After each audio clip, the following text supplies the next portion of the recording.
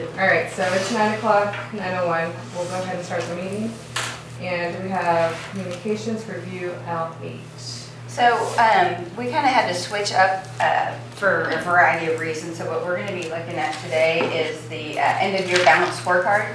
Okay. So I think you guys are pretty familiar with that piece, and I apologize, my computer had to restart so I could connect.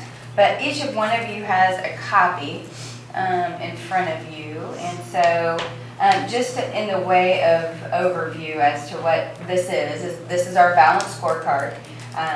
So there's different components to that balance scorecard. We have a financial component to it, we have an academic component to it, we have a climate component, and an employee component to it. So that's kind of hence the whole term balance.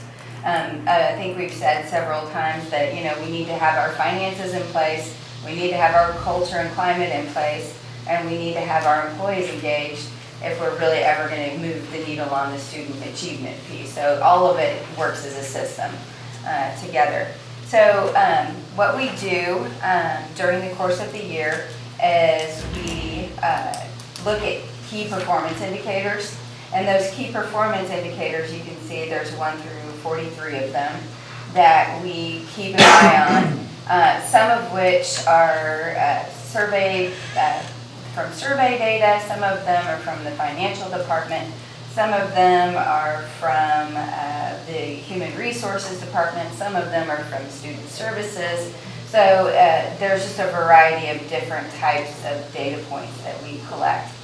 And then you'll notice that there's a ranking system. You have at the very top, you'll see things that are at risk, and you'll see things that are moderate. You'll see in the green, we call that a goal.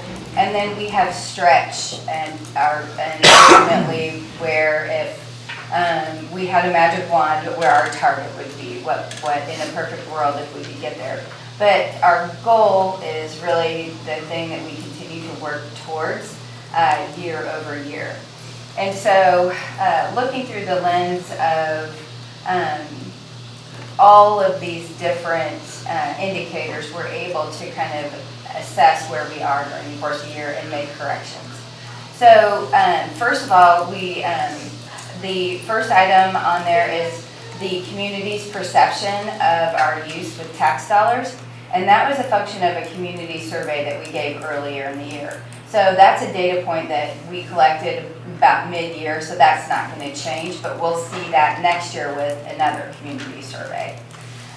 Expenditure to budget index, we don't have Katie here today, but expenditure to budget index is really what the business office has developed in a way to assess their financial health towards what we're expending based on the budget for that current fiscal year. So they keep track of that, and they know where they want that metric to be, and you can see they're saying where they want to be on that particular metric. So then we're going to move on to communication arts iReady proficiencies. So you can see that at the beginning of the year we were at 35%. We've moved to 41, and at the end of the year we're at 41.4. And so I need to explain that metric a little bit, because what that is it's a prediction.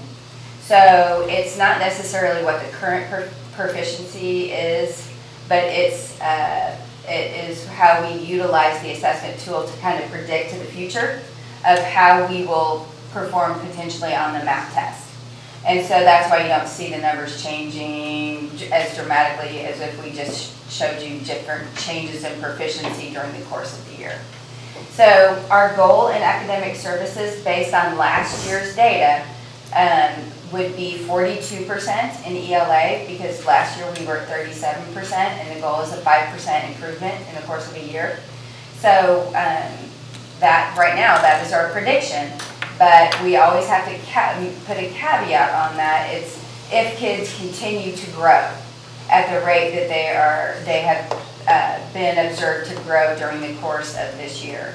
So, for example, this test is taken at the end of February and into March, And so there's still time before, at that point, more time before the students actually take the math test.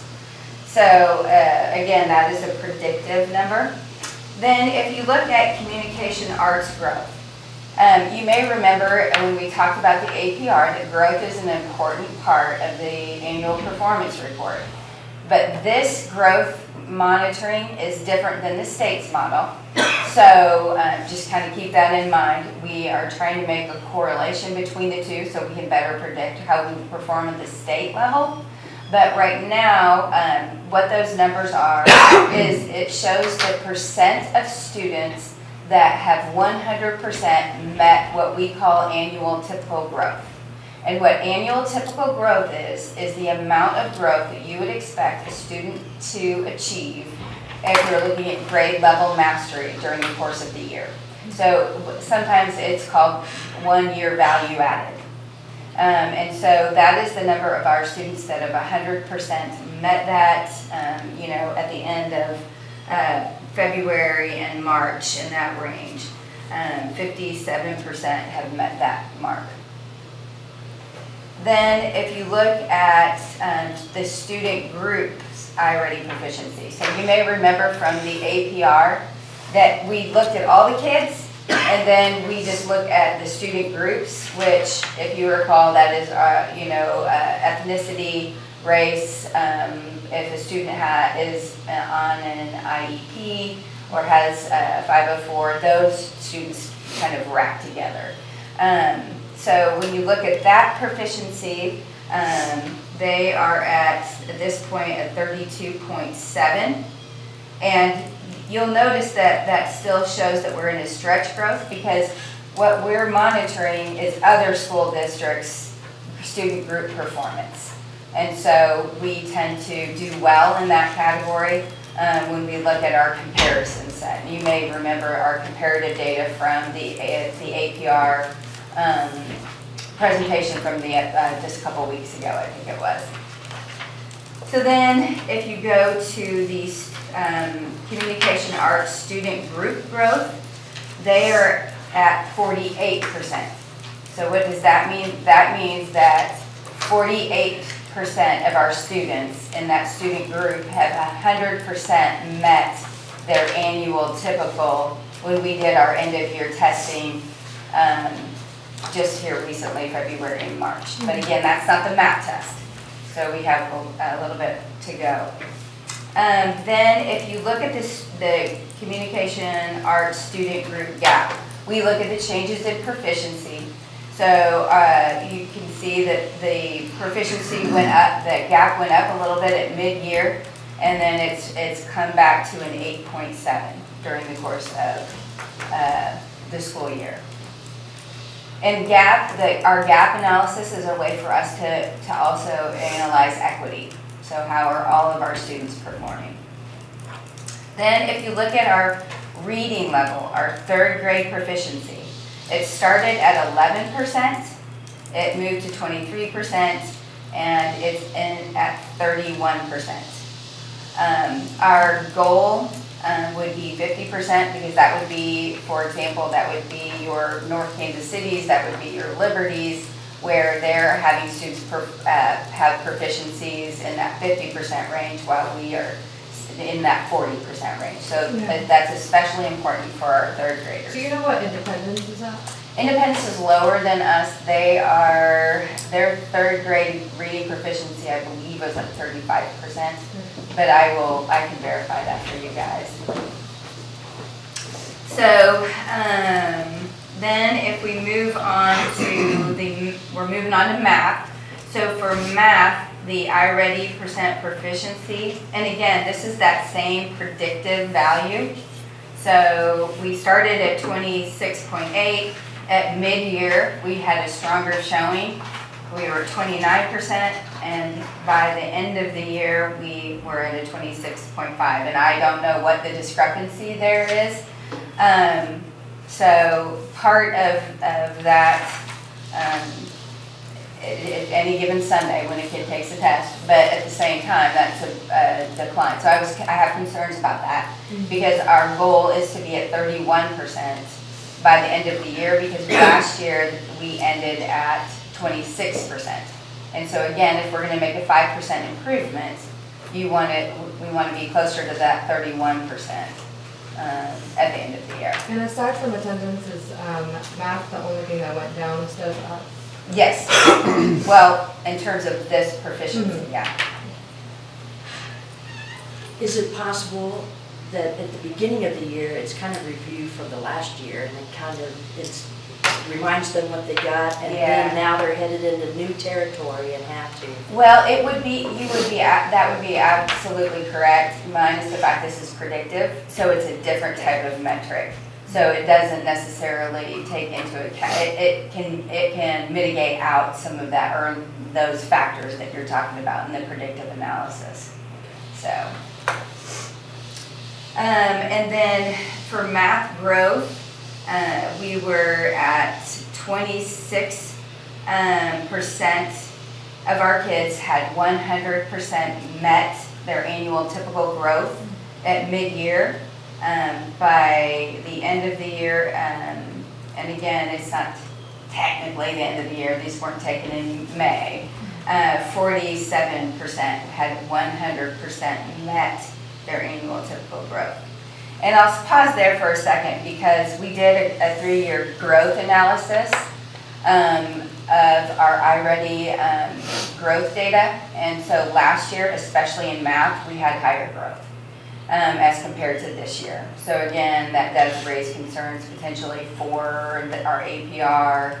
But again, we don't know everything yet. So, but we do track that and monitor that. And so our academic services team is well aware of that.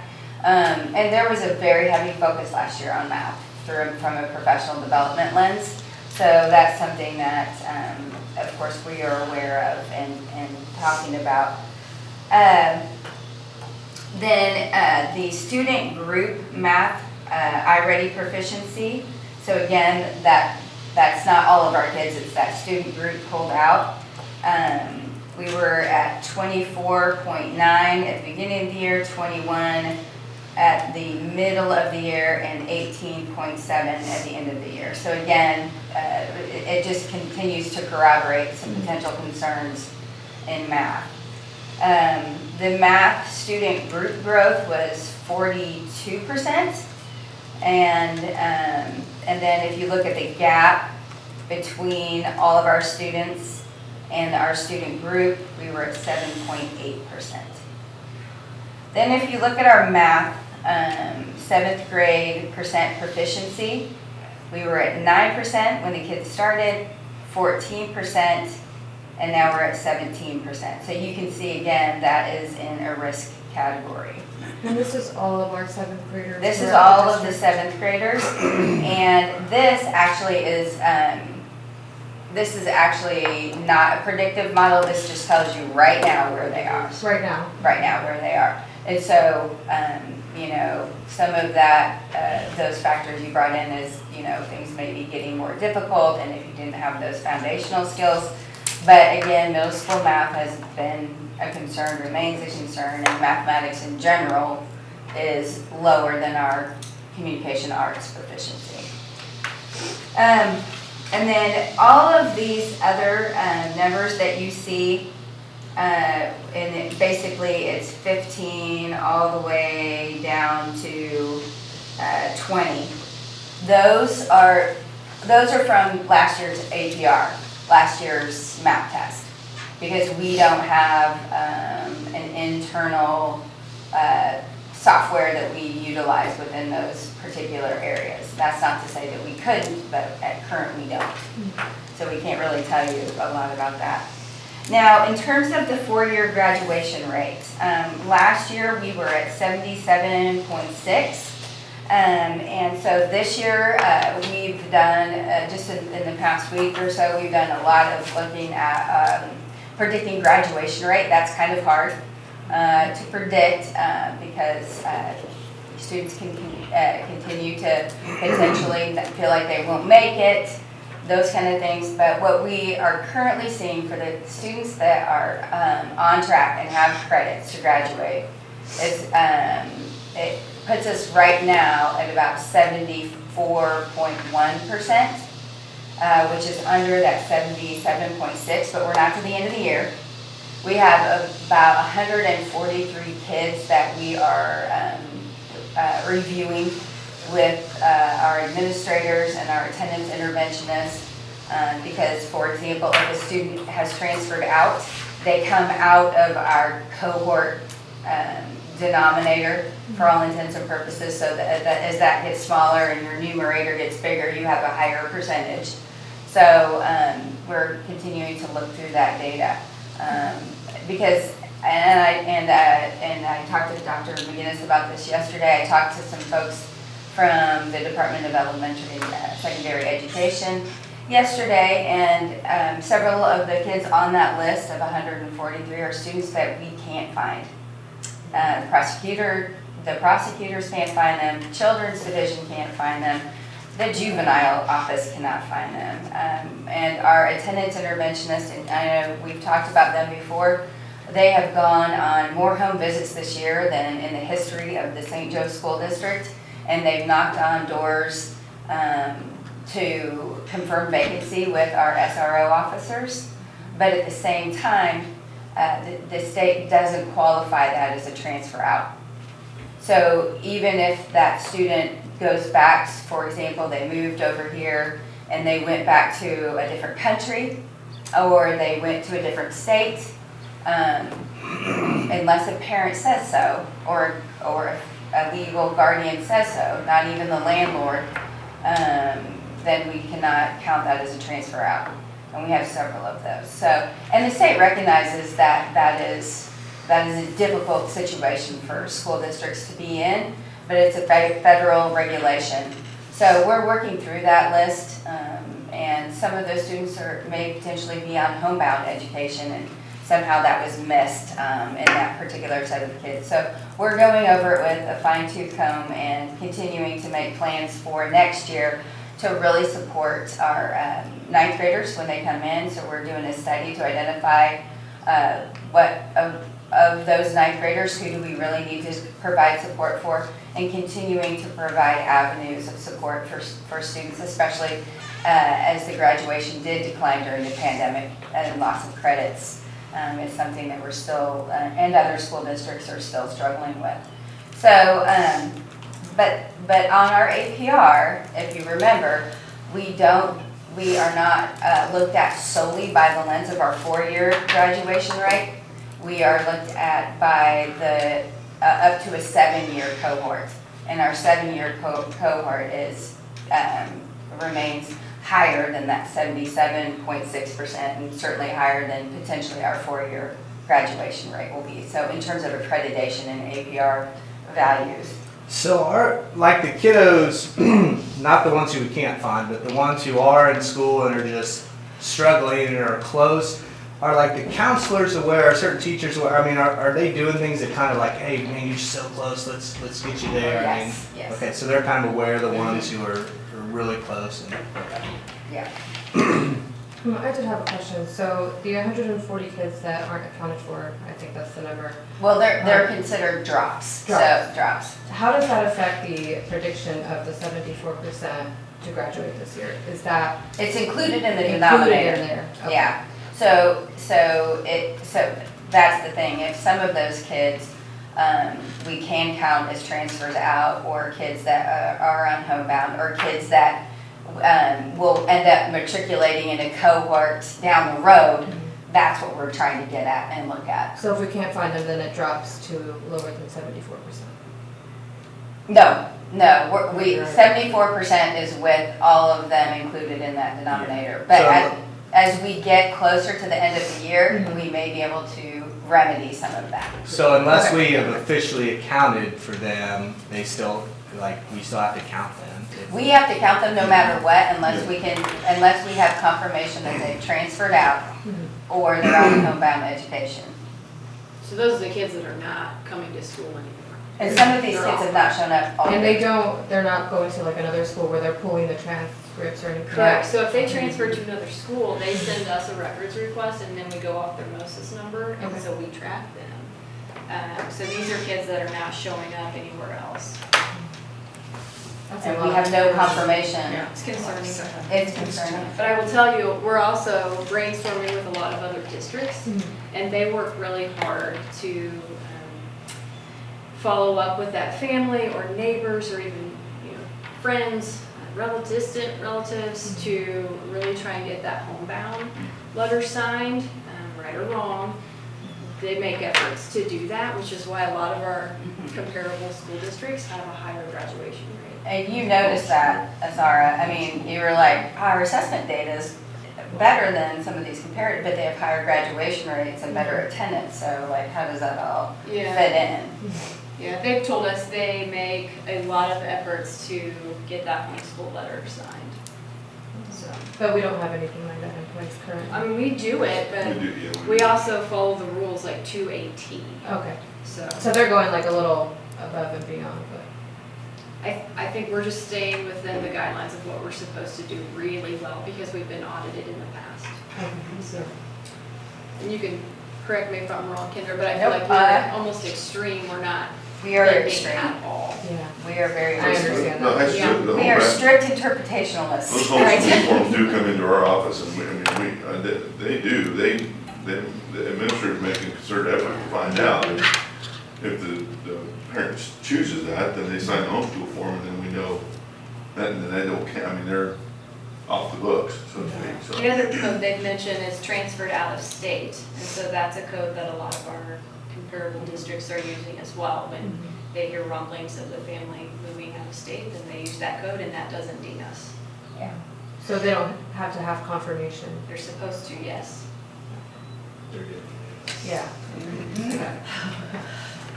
Okay, so that, we're working on that. And then, if we move on from there, we can see our ACT composite average. So this is, of course, as we matriculate through the year, and this is just our seniors that we're looking at. So it is not necessarily all of our kids, because we have 9th graders, 8th graders, 11th graders taking the ACT. So that has continued to improve throughout the year. And again, so we're just one step away from being at our goal, that 21.4%. So that's encouraging. And you can see even at the very highest, and this would probably, for our comparison set, this would probably be North Kansas City or Columbia. They're at 21. So we're continuing to move in that direction there. For items 23 and 24, our CCR assessments, and that has to do, and we mentioned this in the APR work session, the kids are taking the work keys, the ASVAB, all of those, and the ACT, all of those assessments that help inform a graduate's next steps. The data management department wasn't able to get me that information in time. Katie's gone, there's a lot going on this time of year. So as soon as I get that updated, I can share that with you. Because, we had set certain goals in those areas, and we like to work with the high school principals very closely on those metrics. So I will update you on those particular items. Then on our CCR 3.5 and 6, that's our follow-up. So that is when we follow up with kids after they've left us. Are they going to a 2-year institution, a 4-year institution? Have they gone to the military? Are they employed? Or can we simply not find them? And so you can see that that conundrum of not finding 143 kids on graduation rate ends up biting you on this one as well. And so it's kind of almost double jeopardy. So for that particular number, that 86.7, that was from last year. So the follow-up for this year, we will be aware of that pretty quickly, and so I can get you guys that information. The AP, this is advanced placement courses, and the percent scoring 3 or above. Last year, that was 47%, And so we will soon have that information for you. AP turns that information around pretty quickly. So those students are going to be starting to take AP tests, and so we'll have a percentage of that. I will say last year our AP participation rates doubled at Central, and they increased dramatically at Lafayette and Benton, which is good because that's access and opportunity. Kind of going back to our access and opportunity index. So those course taking patterns show that we are improving the participation rates in those higher level courses, and that's just good for kids down the road. And then the next items, the percent of students that are engaged and the percent of students that are hopeful. You may remember that we give the student Gallup poll, and so we'll have that again in the fall. This data will be new again in October of next year, but that's where we were for this particular year. You guys have seen that data. Attendance. Attendance was at 80% during the beginning of the year, and we have been stuck at 77%. And I think I mentioned in the APR meeting, I've just never seen the data like this. We are just stuck. Like we go up 0.2 or down 0.2, up 0.2, down 0.2. And so hopefully we are working so hard. I know the principals are, they're all running tiered interventions. The attendance interventionists are running tiered interventions. In other words, the kids that are at 82%, they're trying to get them to 85%, because the way that weighted proportional attendance works is you get kids to 85%, you get more, that's why they call it weighted, you get more credit. You get them from 85 to 87.5, you even get more credit. And if you can get them from 87.5 to 90, you get more credit. So they're just continually driving those particular, they're running incentive groups within those particular areas. And the reason being is that is the bane of chronic absenteeism. Truancy and 100% are over here. If you think about a bell curve, but then the majority are somewhere in that range, but that is, chronic absenteeism is really deleterious, very negative for kids' future outcomes. And chronic absenteeism includes any time away from instruction, and I think we're going to really hit that home next year. We had that kind of squared away with Strive for 5, if you ever remember Strive for 5, but there really is no excused or unexcused absence, even if you have a doctor's appointment. It's excused, you've told folks where you're going to be, but it still deems the child's attendance because they weren't in the classroom to get that instruction. But that's just the lens, that's how chronic absenteeism metrics work, and that's the state's model, and really that's what the research says is the better model if you're really going to get your finger on the pulse of what are the impacts of being out of instruction on a kid, independent of the reason why. So kind of like the graduation talk, like there's a segment of kids out there that just aren't maybe even in St. Joe anymore, but we still have to count them and they count against our attendance. Do you have any guesstimate, like if you took that, like how many kids we think are maybe just not around anymore, like what would that bump us up to if we kind of didn't count them? I mean, would it be a significant? Yeah. Well, we actually just had a meeting with the principals yesterday. So at the beginning of the year, Dr. Edgar did not want us to drop anyone off of our books, right? And he had good intentions for that. I think he had heard a situation in Kansas City where there was a child in a basement and it was not good. And so he wanted kids on our radar. And so we've done that. So our current attendance percentage also represents those kids who've missed 80, 90 days of school, or who've never even shown up this year to school. Dr. Lau and I have been very concerned with leaving those kids on our books for the simple reason our buildings do not have an accurate attendance percentage right now. They have no idea what their goals should be, because right now it's not an accurate representation of their attendance. So we've talked with Dr. Edgar, we've talked with Jake Kelly at Power School. We met with principals yesterday morning virtually, and they're going to be cleaning that up. So the kids who have 30, 40, 50 plus days of school, we're gonna transfer their information to a Google Drive. So our attendance interventionists will continue to follow up with them once a month and trying to engage them and at least doing home visits so that we are attempting contact with them. But if they still have that many days of absences, we're gonna do like we previously have done, and we're gonna drop them out of our system so that we have an accurate data point with our attendance.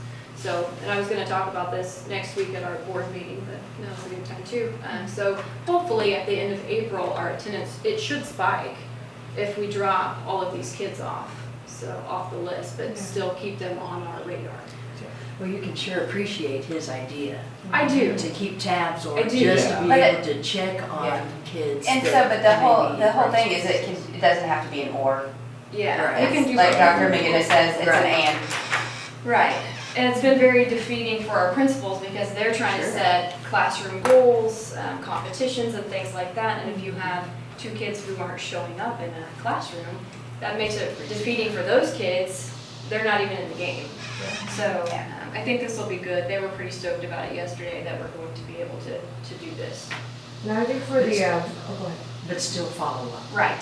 We'll still follow up. We won't just let it go, but we've even had, I mean, and this goes back to the earlier conversation, Children's Division can't find them, JO can't find them, prosecutors can't find them, but we are continuing the efforts to find the kids.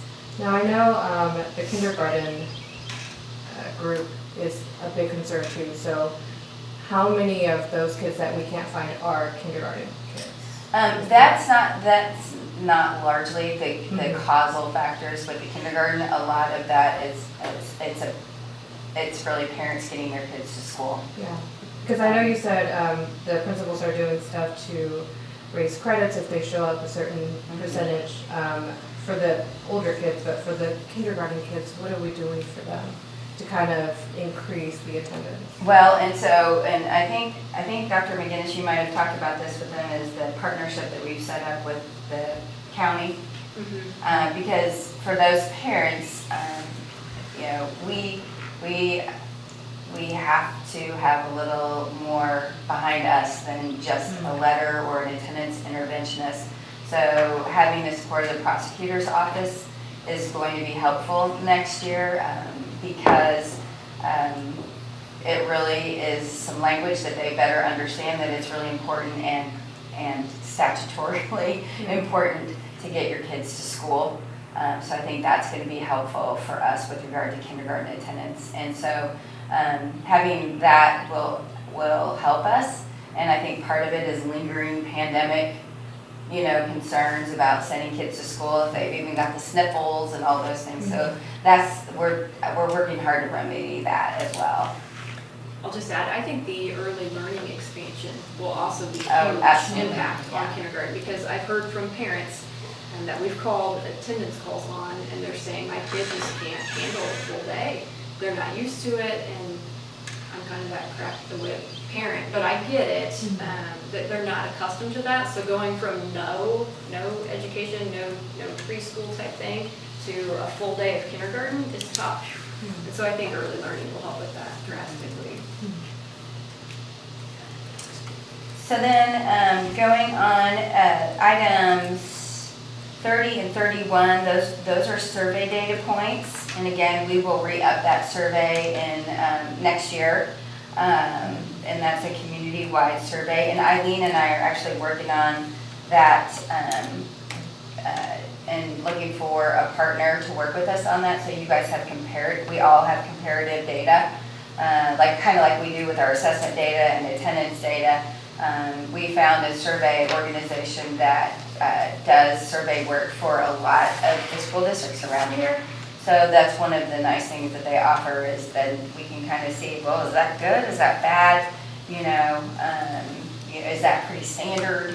So. Well, I think it's really concerning because out of all the numbers that we're seeing, this is the one that we as a board can actually affect and improve. So I think we have to take a big look and see what we're doing wrong. Well, and then this way, you can kind of see how other communities respond to board education performance as well.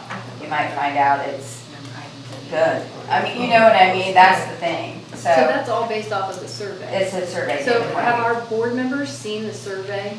'Cause I think that would be. I think Gabe shared it with them Okay. at some point. I had shared it with him.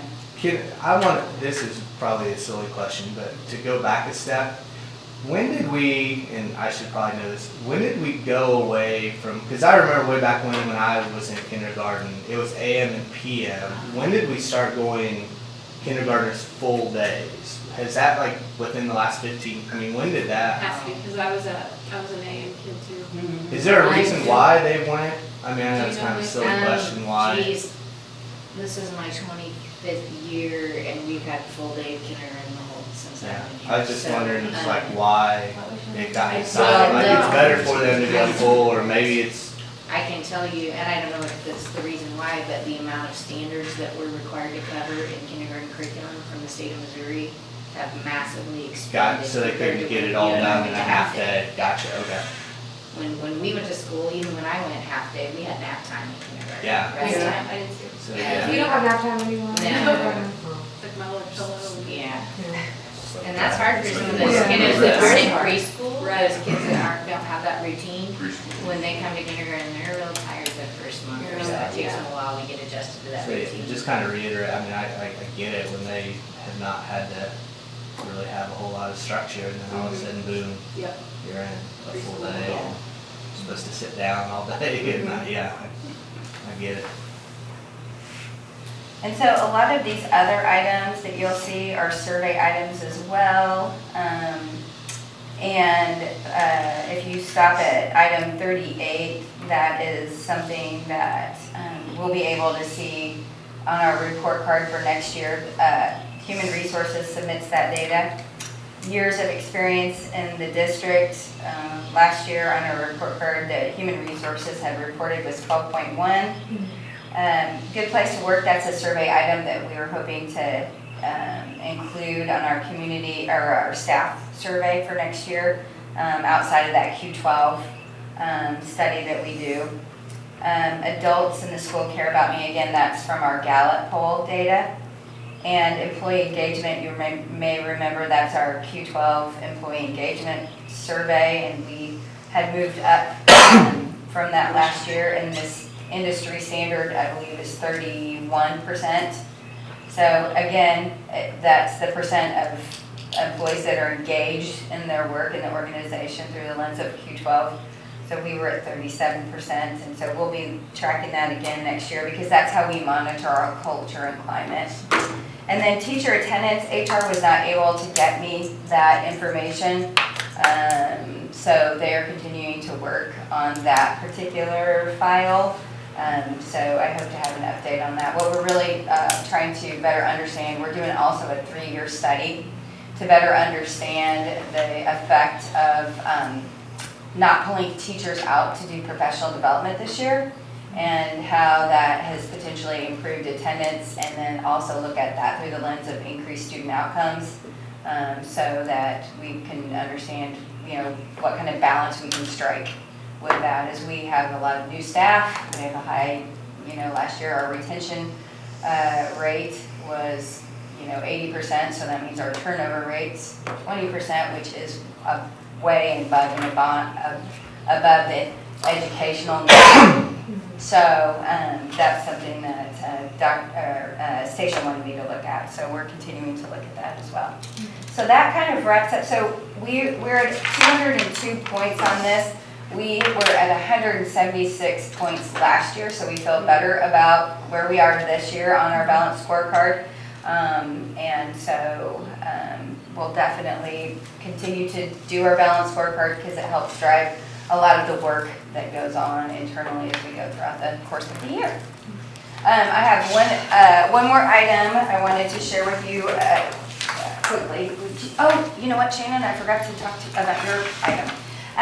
If you guys will go to item, gotta put my glasses on. 34. Thank you, Shannon. 34, we are, in terms of our emergency drill completion rate, we are at 76% complete this year. And again, Shannon has set that process up for us this year. We've not ever had that before. And so it's just a good way for us to better understand how emergency drills are going in the buildings, are they happening, and what we're doing with those. I'll come around and, A majority of the schools are pretty much completed. There's a few that for whatever reason couldn't get a drill in.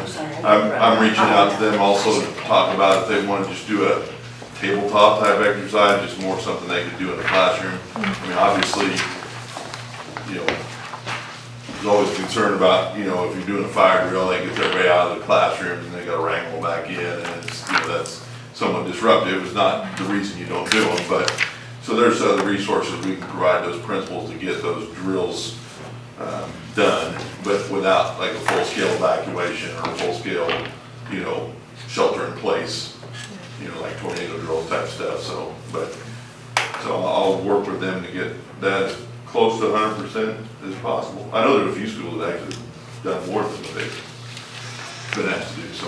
So I know when I was a kid, we had the tornado drill, fire drill. Do we have anything for shooting? Intruder drills, yes, we have, yeah, we have those, yeah. And we have, I mean, we even have, in the fall, there's an earthquake drill now, but that's been added to the, Oh, really? In Missouri? yeah, in Missouri, yeah, so. we're on it. The New Madrid Falls on. Yep, on the east, yeah, yeah. I think the intruder ones are usually important. Yep, Yeah. We would love, I mean, I don't know about the rest of the board, but I would love to just know what that looks like. You know, just so we. Should go and observe it. Yes, we can. And I bet every principal does it differently, but I would go through and actually pull on the doors and see if you can hear. And then we always provided feedback to the staff, like this classroom, Yeah, you can that'd be hear, awesome. you know, and give them that feedback. We can do one at Ellison if you don't come out. Yeah, of course. I think you want me to send you an invite? Please. And then, yeah. You want to come? I mean, invite the whole board? Where or- does each of us go to somewhere? And they don't announce it publicly because they like teachers and students to be kind of caught off guard and fully Sure. prepared To react, for the yeah. unexpected, so. I've been in a private school where they ran one, and it's interesting. Wow. it's more testing the lockdown capability. Right. Making sure they can lock down, they can secure the door, lock the doors, make sure there's no, like she said, checking the door, make sure nobody can easily enter. No visibility. No visibility in the classroom, the communication of it, I mean, through intercom systems, is, were you able to hear that message? Because there's some buildings, as old as they are, that's, you know, sometimes a question mark. I mean, I know at Central, they have to get on 2 different systems to cover the whole building. Lafayette's gym is not. Yeah, And so- you're in the gym and music's playing. Yeah, so there's always those are the things that really you're testing. Yeah. And they will do, I think they will do some, but they'll talk about it. And I think we talked about this earlier today, I think there need to be discussion about reunification, like, okay, you have to exit the building to get out, because that is an option, if it's safe to do so. How do we reunify and communicate? Yeah. So, those are things we can continue to do better, I think. And I think, I agree with you when you said it'd be fun for, not fun, but interesting for a board member to go to a different school. Now, I'll show up at one, Right. just kind of Yeah. random. And I know it's getting close to the end of the school year, but like maybe sometime this year. even So in- if Well, you if have there's some some that haven't gotten that last Yeah. one done, then we may be able to do that. So Yeah, just let us know. I'll communicate that. I'll communicate that. And just one other point, I want, I prefer all board members be Yeah. included and invited Yep. on all this stuff, Yeah. all of this. Okay, so the last part is the continuous improvement plan scoring guide. So you probably recall that is the main focus actually of this group, this ad hoc committee that we've had this year is MSIP 6 and our CSIP. So yesterday, and you may remember from the APR report, we did get 30 out of 30 points. But yesterday, our Department of Elementary and Secondary Education Northwest Regional Director came on a visit to talk to me about the scoring. And so you can see that they reviewed the plan on the 13th. They spent about 2 hours on our plan. Our reviewers are Jay Albright, Jeff Blackford, and Jenny Gregory. Thank you, I gotta wear my glasses. Jenny Gregory. I think Jay Albright is the superintendent of Mid-Buck. Yes. Yes. Jeff Blackford is somewhere in Northwest Missouri. Nottaway Holt. Nottaway Holt, superintendent? Yes. Yes, and he's going to be a professor next year at Northwest He Missouri is State. now. Oh, he is now? Currently, yeah. Okay, I misunderstood. And Jenny Gregory is, thank you guys for helping me out. Jenny Gregory is Northwest RPTC. Is she the director? I believe Yes. so. Yes. She is. So that's the Northwest Regional Professional Development, everything that goes on there from professional development. So that was our scoring team. And then it went to DESE, and they also scored it. So the directors in Jefferson City. And so you may remember, we kind of already went through this. Remember when we went through this and looked at all the components that were required and we met all of those requirements? Well, the scoring committee felt the same. And so if you look on the second page, this was the highlight of my day yesterday. It doesn't take much, but they found some significant strengths in our CSIP and our response to standards. And our response to standards is a separate document that we had to submit, and I'll make sure you guys have a copy of that. I'll send it to Dr. Edgar today. And so as a result of these strengths that they found, and she said very few school districts were found to have these strengths in terms of how they are planning and how they are using data, the community partnerships, those kind of things. We will have the opportunity to apply to be a district that has exemplary status. So that is significant for us, and so I was really pleased to hear that. The CSIP is also being used as a model in the state of Missouri, so another good thing for our district. And so I was pleased to hear all of that, and she's asked me to be on our review teams for next year. So I think that's exciting. That's good. So that was just good news for us, and it just really intensifies the importance of us getting to 70% on that APR, because we want to have accreditation and exemplary status. So, we're continuing to work hard as we hit the end of May to ensure that we will get all of those points that we need to get to hit that 70% threshold. That is an intense focus. Well, I'm always for getting something encouraging besides the data that we see on this paper. Yeah. So at least it keeps you motivated. It keeps us motivated, yeah.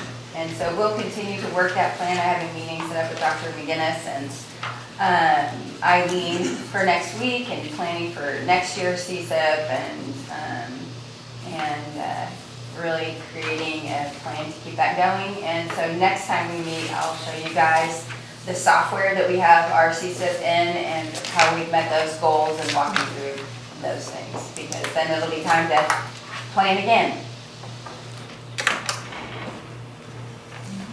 So do you have any questions of me? I've got several.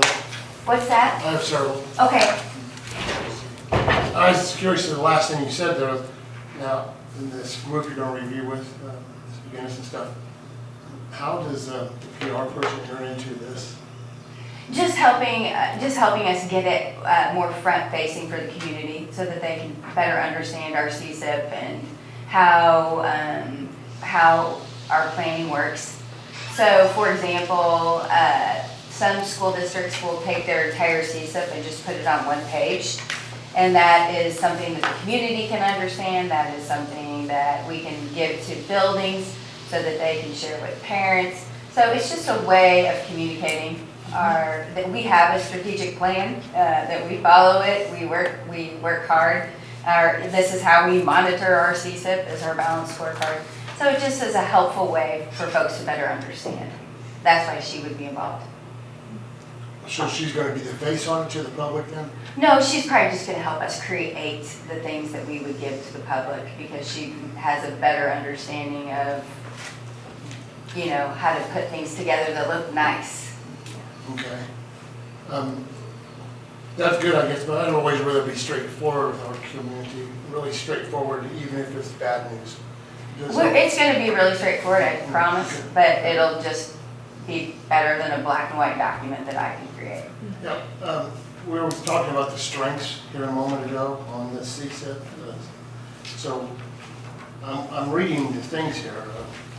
Could you point out a couple things that we do here on the strength part that put us in this exemplary category? Yeah, so one of them was really the way we use data to drive our strategies. And so the idea that we have the indexes that we've looked at, our social and emotional index, our access and opportunity index, and our success ready index, our balanced scorecard, they all felt like those were strengths that our school district exhibited that helps us understand as we go through the course of the year how we're performing. And it goes back to how does the board know about the academic preparation and well-being of each child, and that's what we've been communicating all year, and they felt like that was a strength. In this particular committee meeting and then in the updates. So does DESI drive this, or is this something we kind of create? We created that, and a lot of that contains what DESI drives, which is our annual performance report. And then we look at additional factors that support that student performance. So they look at a lot of those factors, but some of those are internal. Of these, But we don't submit that to them. of these 43? Yes. Okay. So, one in particular that I'm wondering about is number 31. We talked about it briefly. Somehow it's a community satisfaction thing. Board of Education performance. Mhm. So that's not a DESI, that's not a MSIP requirement, it's something we've added in there? It's not, it's something we've added in there because DESI, like when I submitted documents to DESI, a significant portion of MSIP 6 is board governance and board leadership. And so also boards getting professional development and boards reflecting on their performance. And so that's an item that can help boards and help us as an organization better understand the next steps for potential improvement or just what the community thinks. How, I guess, being kind of new to all this, how is that sent out to the community? Like, how many community members are doing this survey? Right, who votes on this? Who puts these numbers to? What we do is a survey goes out through our communications office. So it's just a survey that we send to stakeholders. So the communication office has a large email list of stakeholders. So it's parents, community members, it's folks in the district that don't have kids in the district, but they're taxpayers. So it just helps us better understand where we are. So it's pretty standard practice for most districts to send out those kind of surveys. Besides just probably the questions, like are they like 1 through 5, how do you feel? Like at the end, does it give them like, is there anything else you would like to comment where they can actually like write out? Typically, Concerns? there's not a lot of qualitative analysis in those particular surveys, but those can be added. I just thought there was, I'd be kind of curious Yeah. to see I mean, if I were what you, some I of the wanna comments, see it. like if they were Yeah. legit or if they were just, You're Are gonna get we, emails for that. yeah. Yeah, you can do a qualitative study on that, yeah. do we send it to all of the parents? Yes. And if we have correct email addresses, So, it's all via email? it is sent out via email. Yeah, these are not phone calls. Now, we used to do phone calls when we had an organization called Patron Insight. And they did a lot of survey work for school districts in the area and south of here. And so that's really the gold standard in surveys is a phone call. And so we are planning to get back to that. A lot of this Patron Insight, they kind of fell apart during the pandemic, and so it's just finding that survey organization that we can get comparative data from that we're looking for. Because I think sometimes first year immigrants, they're not thinking about setting up an email. No. But we want to hear from them too. And that's really why we're looking for this, because we, and I communicated this with Eileen and Dr. Egger, I just wasn't really very happy with the response we got this year. We need to do better, and so that's where we're gonna go to a different organization to help us with that. Help us with what? Do a community-wide survey via phone call. Okay, and that still falls back under the purview of this PR person we have? No, Okay. What's the percentage of return from the parents? On on this particular one, it was somewhere in the range of 40%, which isn't horrible for a survey, but we've had higher percentages. 40% is what all this data is driven from for this thing? For For that board. survey item. And that was primarily about the board? Yeah, and that was way back, Mr. Reader, that was back in November. So, and so it's not a new data point. We've covered that back probably in November or October in this committee meeting. Would you be able to resend us the survey, just so we can see what it looks like? Yeah, I'll dig it up. Okay, so, everything clear on the, so how, of this 43 things, how many are we created to put on this list? What would be just the far down list that's required for MSIP, the city, DESI and that kind of thing? How many of these were added on to? Well, for example, and again, this is just our own monitoring tool. It's just something we've created to help us better to understand where we are, so we don't submit this to the state. But for the things that we are not held accountable on this, I mean, really, we can draw a line from all of these metrics to the things that are on the APR. So for example, teacher attendance. We're not going to see that on our APR, right? But at the same time, that's kind of important to teaching and learning. So we look at those metrics internally, even though that's not something DESI requires, so that we can improve. So a balanced scorecard, the way we're using this is to just continually try to improve as we go throughout the course of the year. So a lot of these items are very much you're going to see on the APR. All the student achievement data is going to be on the APR. If you look at the financial data, like the expenditure to budget index, the finance department has to submit their ASBR every year. So those are metrics that the state asks for.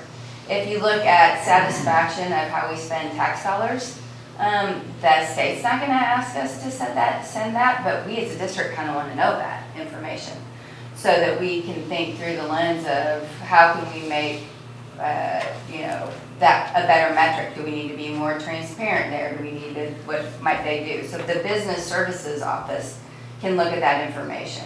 So I'll give you a quick example, Mr. Reader. When we passed, not just the last time we got our sunset, we got reprieve on that. There was a list of items that the business department sent out and said, these are the things that we're using this money for. And then they would check them off and they continue to get that out in front of folks. So it's just things like that that help improve that metric. So the first two things on the list, 1 and 2, number 43 and number 31, are at least add-ons from our perspective. To Potentially, yeah. Not required from this. Not required from the state. I would say that the state does require that we do a climate and culture survey. And so that's from our Q12. They require that we get community feedback. So they don't look at the data, but they require that we submit that as part of our continuous improvement plan because they want to ensure that we're getting community feedback to make our plan. Like, for example, all the work that we did over the course of the past few years with Vision Forward. So it's things like that they're interested in, but we don't have to submit any of that, but we have to provide that we're doing those things. Okay, I hope we aren't using anything from Vision Forward to guide us, are we? Well, that, we do submit to the state that we did ask for community feedback and how that is. And we use that as our community feedback? Mhm. Okay. Well, thanks for that, so. Well, it's 10 o'clock. If you don't have any more questions. No, I have plenty of questions left. Okay. Well, you guys can leave if you want. Okay, so, to be clarified, since I'm going to be truncated here, I'll just go ahead and rush through this. And you can do yes and no answers then. To be clear about the 143 people that dropped off the radar, were they all seniors? No. Okay. So, then, Or, yeah, I'm sorry, yes. For those that Are you were, talking graduation? graduation rate, yeah, I was thinking attendance, yes. there's a number used, 143 that people would. Yes, those are That seniors. graduation. All seniors, okay. I guess maybe you would answer this. This is kind of a self-created thing that means a lot to us maybe, but I was hoping all this stuff, because these numbers that you had to come up with all this time, I was hoping there'd be some type of suggestions at the end of the day from these people who are forcing us to do this. Like any suggestions of our outcomes, any data information, direct to us methods, that how we can improve. And I guess that's, no matter, we keep this for the whole year, really, DESE, the MSIP thing we're doing, we aren't going to get any answers. We aren't going to get any answers from this data we're collecting from them, or suggestions how to fix our problems, how to correct our deal. I mean, we're collecting this data for a reason, aren't we, to improve and correct our situation, so.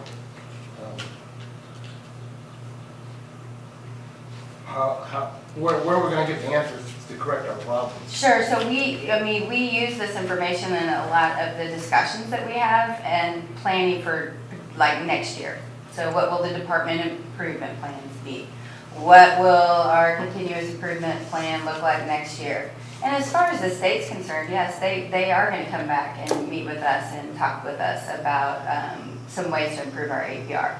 So they do help you and give you strategies. Okay, thanks. The 143 were seniors. How big is our senior class this year? 730. 730, okay. All right. And that means they dropped at some point from their 8th grade year to senior year. No, that did spark a question that I was just thinking about now. So 143 are seniors. Is there a bigger number of kids that are not accounted for that are not seniors? Of course. So is there like? That have dropped? Mhm. Yes. Yeah. But we don't have that number yet. I don't have that number, but we can get that.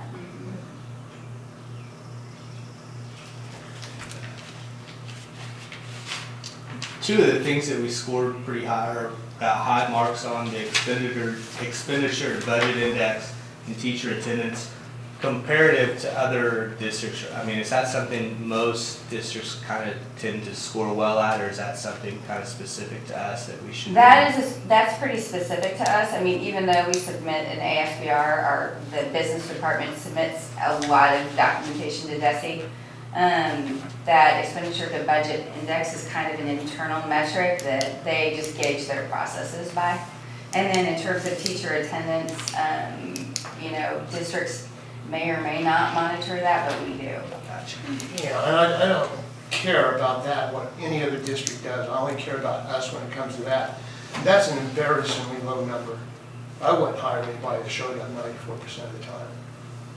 So, I mean, it's good that we have that right in our face, but I mean, how are we gonna get our attendance up when the teachers are gone 5 or 6, 7% of the time? And this is just an average, so there's a lot of teachers gone more than that. So we need Potentially. to correct our internal Yeah. problem, the people we're paying, before we worry about the kids getting that, I guess. Yeah, and I know Dr. Kraus has been working on that, and continues to work on that. That's one of the reasons he proposed paying out their leave days. If they get to a maximum, then now they pay them out $150 a pop to try and incentivize people to be here. Dr. Law, would this number of teacher attendance include teachers that were on FMLA leave? No, all of those are factored out. Okay. So this is like unexcused absences? What it really does is, to my knowledge, what HR does is takes out, teachers that are on FMLA or they're in professional development. Then that would really a lot bigger if we actually talk about days the teachers not in the classroom, but we're paying them. So that would be really a lot bigger. Because whenever they have a sick day, right, we're paying them, right?